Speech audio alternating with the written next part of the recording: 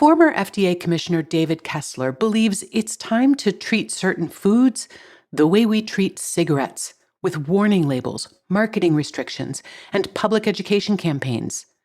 But food is not tobacco, and regulating our way out of the obesity epidemic may not be as simple as that makes it sound.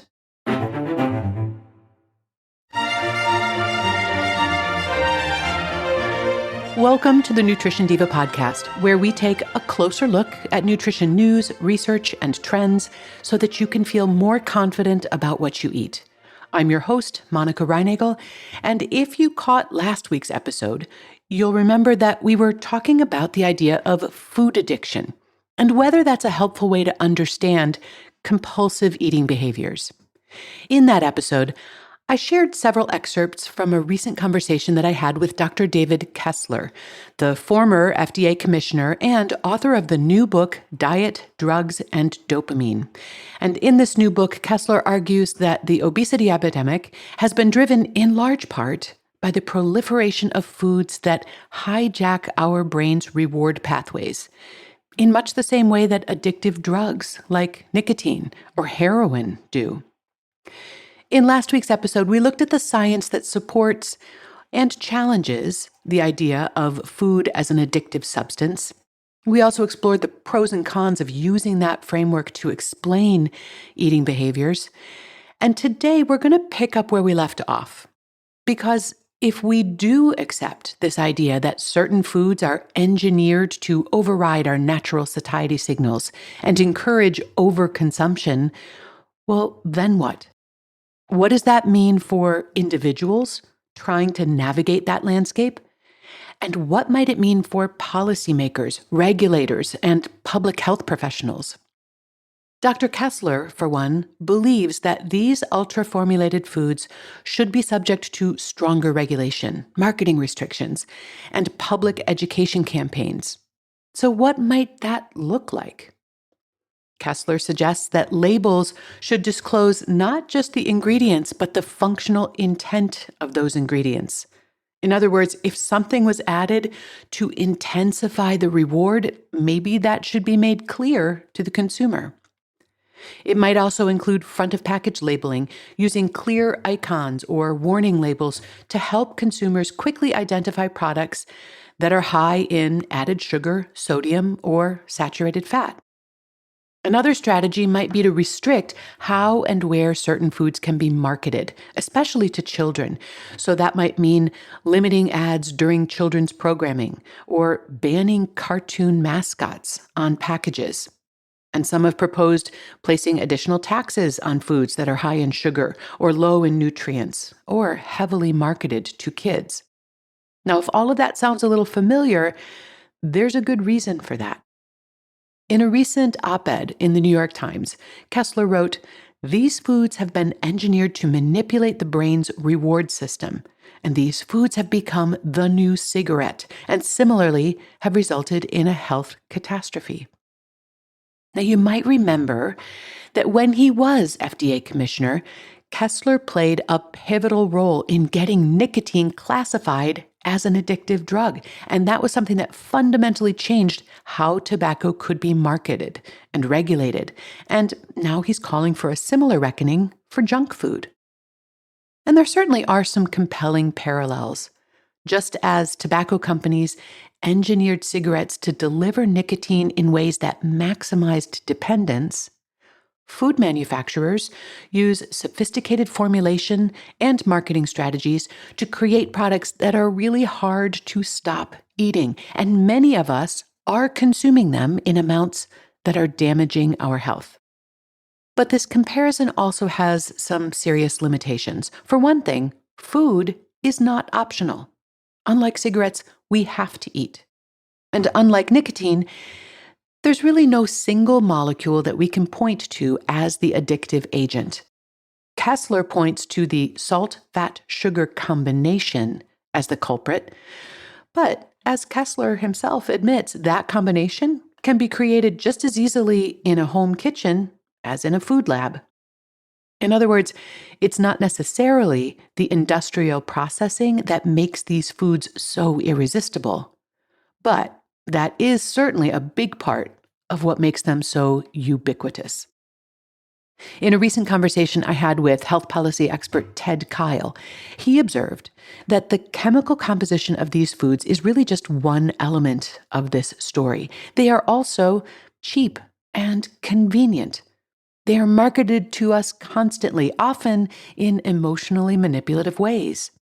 And they are available in virtually every environment, not just food stores, but hardware stores, clothing stores, car repair shops.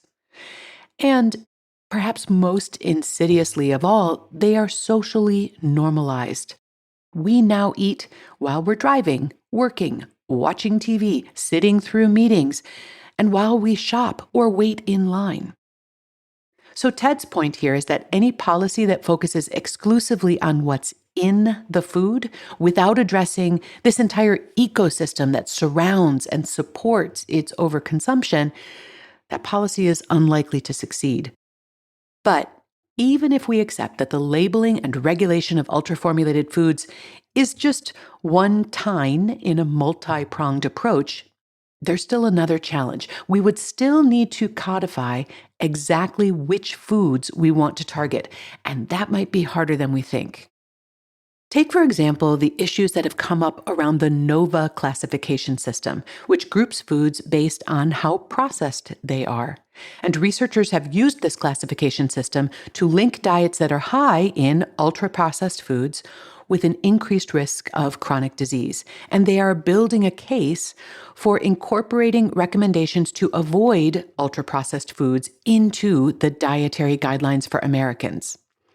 Now, despite the momentum that has been building on that front, the Dietary Guidelines Advisory Committee pumped the brakes on this idea last year, in part because of research done by USDA researcher Julie Hess. You'll probably remember hearing her on this podcast. As her research has demonstrated, it's possible to construct a healthy diet using mostly foods that the NOVA system classifies as ultra-processed. And moreover, you can have a diet that's minimally processed, but still very nutritionally poor. In other words, the amount of processing a food undergoes is not always a reliable indicator of its nutritional quality.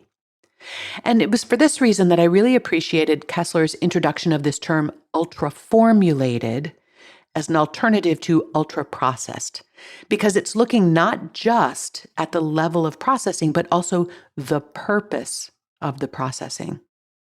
Is it being processed in order to increase the nutrient content or the bioavailability, or to ensure food safety, or to extend its shelf life? Or is it being processed to create that concentration of fat, sugar, and salt and flavor that overrides our better judgment? The term ultra-processed makes no distinction between calcium-fortified soy milk and a Yoo-hoo, for example. They're both in the same category. But the term ultra-formulated presumably would distinguish between those two things. Even so, any attempt to codify ultra-formulated foods in order to regulate them would open a sizable can of worms. Obviously, a lot of scientific and legal and regulatory hurdles would need to be overcome. And some consumers may see these efforts as governmental overreach or market interference. Others may feel that the foods that they enjoy or perhaps rely on are being unfairly targeted or stigmatized. So a package of frosted snack cakes might carry a warning label, but a pan of cupcakes that you make from scratch wouldn't.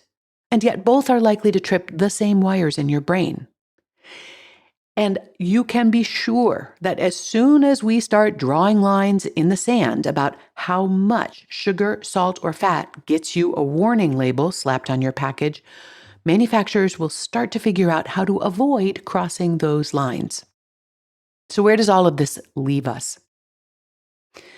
The idea of regulating food, especially foods that may be engineered to override our internal brakes, may be justifiable. It may even be necessary, but it's certainly not going to be simple, and it is not going to happen in a hurry. Even if we could precisely define addictive or ultra-formulated foods, and that's a big if, there's still the broader food environment. So that constant exposure, the low prices, the convenience, the marketing. The problem isn't just in the products, it's in the system that we all operate within. That said, I think when we recognize these dynamics, it can help us make more conscious choices. So when you understand that certain foods are designed to light up your brain's reward circuitry, and that the entire ecosystem is structured to keep those foods constantly in front of you, well, for one thing, you can stop blaming yourself for struggling with moderation. And secondly, while we wait and work for better policies, that understanding can also help us create better personal guardrails. So we can choose to limit our exposure to foods that are hardest for us to moderate. And that would apply whether they come in brightly colored packages from the center of the store or they come out of our very own ovens. We can structure our environment to make healthier choices easier. And, of course, maybe we can also extend just a little bit more compassion to ourselves and to others when those efforts don't always go perfectly. In my next episode, Dr. Kessler will be back to explore one more dimension of this complicated story, and that is the role that GLP-1 medications, that's the new class of drugs that are being used to treat type 2 diabetes and obesity, what role those medications may play in helping to break the addictive pull of foods. In his book, Kessler says these drugs helped him to stop overeating and to lose a significant amount of weight. And yet he also acknowledges the irony of all of this, that these miracle medications are solving a problem that we ourselves seem to have created. So we'll get into all of that next time. And Dr. Kessler's new book, Diet, Drugs, and Dopamine, is available wherever you buy books. If you have a comment or a question about today's episode, you can email me at nutrition@quickanddirtytips.com. And if you'd like to find out about having me present at your next live or virtual event, presenting is one of my favorite things to do, and you can learn more at wellnessworkshere.com. Nutrition Diva is a Quick and Dirty Tips podcast. Steve Riekeberg is our audio engineer. Holly Hutchings is the director of podcasts. And Morgan Christensen heads up podcast operations and advertising. We also get support from Nat Hoops. Thanks to all of them, and thanks to you for listening.